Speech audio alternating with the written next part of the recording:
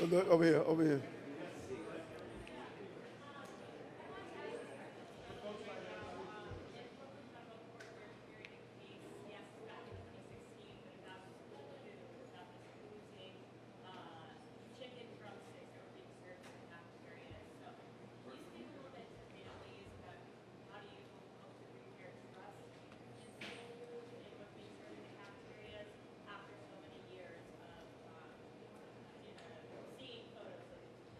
Yeah, I didn't get the first part. You said,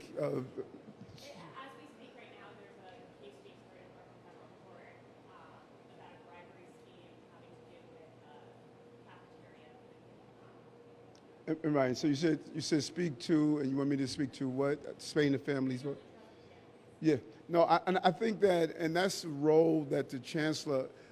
We understand that rebuilding that trust is crucial, and this is a multi-billion-dollar agency where we not only have a high quantity of food that's purchased, but just materials. And the chancellor has really dug into, with his team, of making sure that any purchasing power that we have is done effectively. I'm not familiar with that exact case, but we started out from the beginning with the chancellor looking over how we purchasing items, how do we make sure that there's no fraud or abuse inside our system. And today's announcement is an extension of that. We want to make sure we have good quality food in our school system. And looking at what Councilwoman Brewer stated about how do we purchase locally, how do we make sure that our children are educated around food. And again, we strongly believe that that trust must be built on many different levels.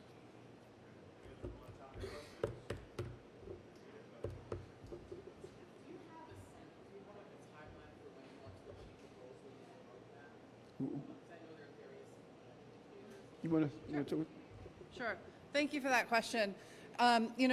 Centering food education is our first step, and drawing that line in the sand today. We know that food education can happen in science class, in math class, in reading class, an after-school program, and just the culture of the school itself. So we want to make sure we're doing some, baseline understanding of where schools that are offering food education that's happening, and we'll make sure that we're looking also at our from an equity lens at making sure that schools that are not doing enough, and we'll focus on those schools over the next several years to bring them into the fold with prioritizing food education. And this is a long process. The food system in our country, it has been moving in the wrong direction for so long. And this is a Herculean task. And people ask us all the time, why are you doing it? Why are you taking up this challenge?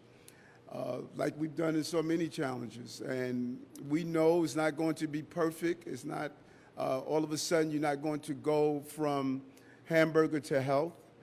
That's just not a reality. But it has to start.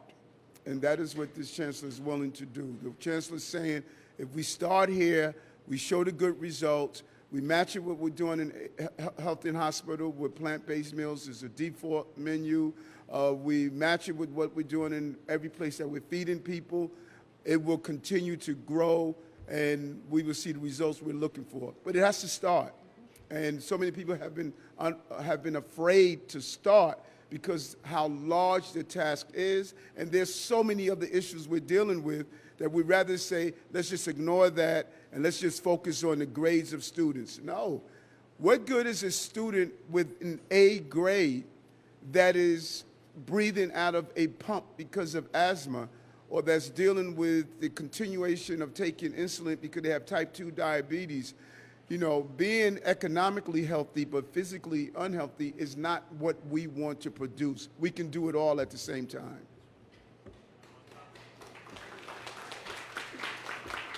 Okay, do some off topics? All right, Chancellor, thanks a lot. Okay, thank you. Hold on. Before you leave. Yes, sir. Yes, I appreciate it, man.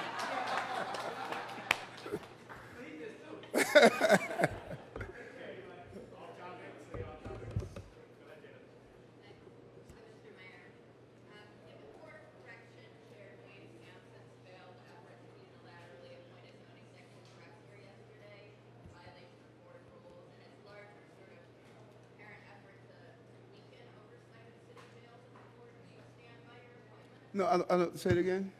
Dwayne Simpson, he So yesterday, the board sort of rebelled against his efforts to unilaterally appoint his own executive director in violation of board rules, and then more broadly, they accused him of trying to weaken the board's oversight of city jails. So I'm just curious if you stand by your appointment of him to lead the board. yes. I'm not sure of the particular incident you're talking about, but I'm a big believer you appoint the board members and you don't interfere with the activities that they do. All the boards that I appoint, they will all tell you that the mayor appoints us and he steps back and allow the boards to carry out their jobs. Let's be clear. The Department of Correction has historically been a dysfunctional system. And we must be willing to sit in a room. There are going to be moments of debates, moments of disagreements, moments of very heated conversations.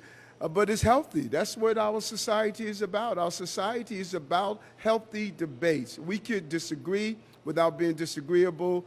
I think that Mr. Sampson is bringing a level of experience on how to run a board, and they're going to go through their moments. I go through my moments with myself. So why are we not going to go through moments with others? And so he has to navigate that. The board has to navigate that. We need to fix the Department of Correction. And when you look at the success we have carried out under Commissioner Molina, we're going to continue to get there. In a growing process, there are painful moments. We must turn pain into purpose, and that is what this administration is doing. As part of your plan to house migrants in private residences, how much will you pay homeowners to house those migrants, and will you be taking migrants into your own home? So funny you say that, because I was speaking with the staff to see if I can put a few families into Gracie Mansion. I'm a big believer in leading from the front, and if it doesn't go against legal protocols, because there are protocols that are in place that, I can't use the building any way I want, but I don't have a problem if I could put a migrant family in Gracie Mansion, because I want to lead from the front. That's the type of leader I am. I'm in the subway system talking to people who are homeless because I lead from the front. I slept in a Herc because I lead from the front. I'm on the train riding the subways so they can be safe because I lead from the front.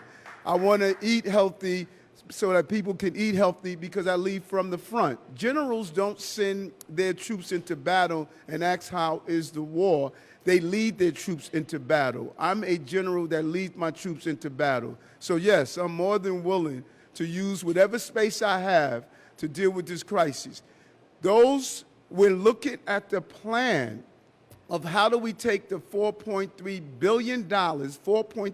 billion, and go into local communities. If someone is struggling in their mortgage and they have a spare bedroom, and we can find a way to say, how do we help you pay your mortgage because of whatever economic challenge you're going through, by at the same time helping the migrant crisis, we're willing to do that. I'm trying to deal with this crisis with all the tools that we have available to make sure we resolve it.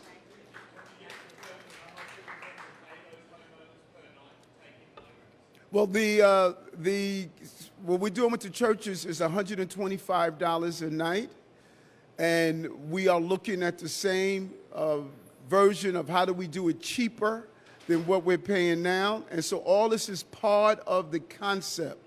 There are multiple level of things that are happening.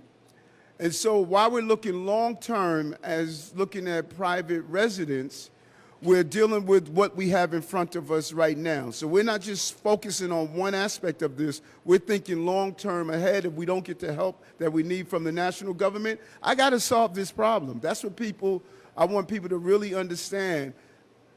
I must solve this problem no matter what help I get from anywhere in the country. I'm the mayor of New York City, and I have to solve the problem that's facing New Yorkers. Can I ask about this report yesterday from the court-appointed monitor about the neighborhood safety team? Yes. Found that it was still stopping and frisking a lot of people unlawfully. 24% of the stops in sample that they looked at found to be unconstitutional. Are you concerned? Can you give some of those findings? Okay, I was one of the leading voices of the abuse of stop and frisk. We need to be really clear on that, and we need to look at the history of this. I testified in federal court. The federal judge, mentioned me in her decision on why she ruled against the New York City Police Department. We were experiencing at the height 684,000 stops and frisks a year. We are down to around 15,000. 684,000 that Eric testifies in federal court, we're now down to 15,000. Over 90% of the people who are the victims of gun violence and homicide are black and brown. Over 90% of the people who are carrying the illegal guns are black and brown. And so we're going to make sure the constitutionality is protected. We're going to use public safety and justice. But I think that lost in these numbers of the substantial decrease is what I carry today, this. This is what's lost in the numbers. This young girl, her name is Claudia, and I'm going to use my moment today to talk about Claudia, because she's often missed in this conversation. Claudia was 17 years old, born in Queens, promising career, her biography. Everyone should read it. This young, beautiful child, an African immigrant, came here, volunteered as a young age, started tutoring children, learned how to volunteer. She was very courageous, outgoing, authentic in the love that she showed.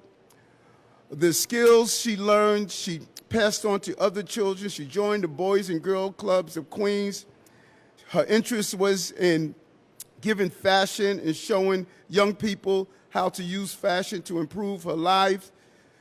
Young Claudia, 17 years old, this beautiful child was shot in the head while sitting in the car, unintended target. These are the people, these are the children I'm talking about. So when the monitor writes her report, we should also talk about how many of the almost 10,000 illegal guns we removed off our streets. My first month in office, I lost Officer Mora, Officer Rivera. I went to a hospital where an 11-month-old baby was shot in her head. I've been to more crime scenes than any other mayor. I spoke to more parents that lost their children to gun violence. So it's good, great, be your statistician. But I got to stop Claudias from losing their lives. And that's what I hear from the public. And I'm going to do it. We're having public safety and justice. We went from 684,000 stop, search, and frisk to around 15,000. We're doing a successful job, and we're going to continue to improve. But I got to keep this city safe.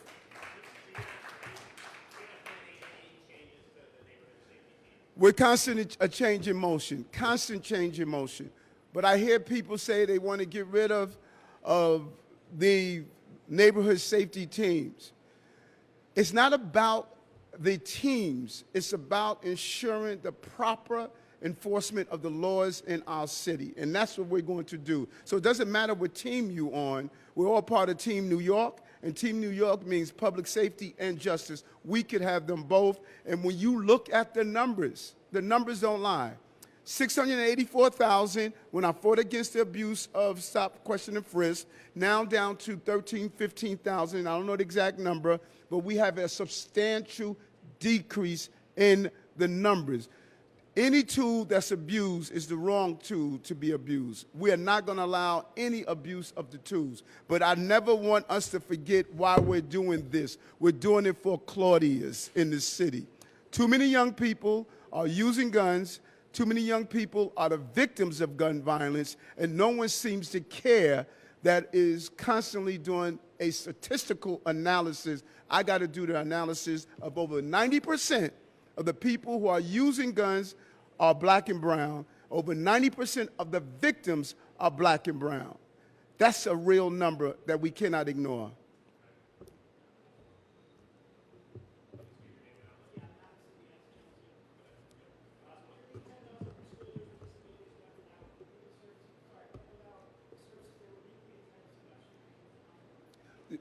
Without services, I'm sorry, say it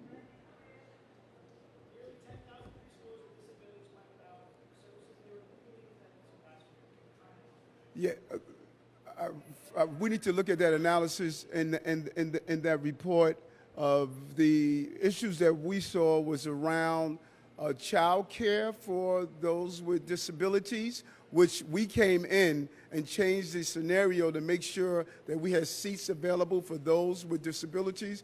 I don't know about the lack of services. I'll have to look at that report and see exactly where that information came from.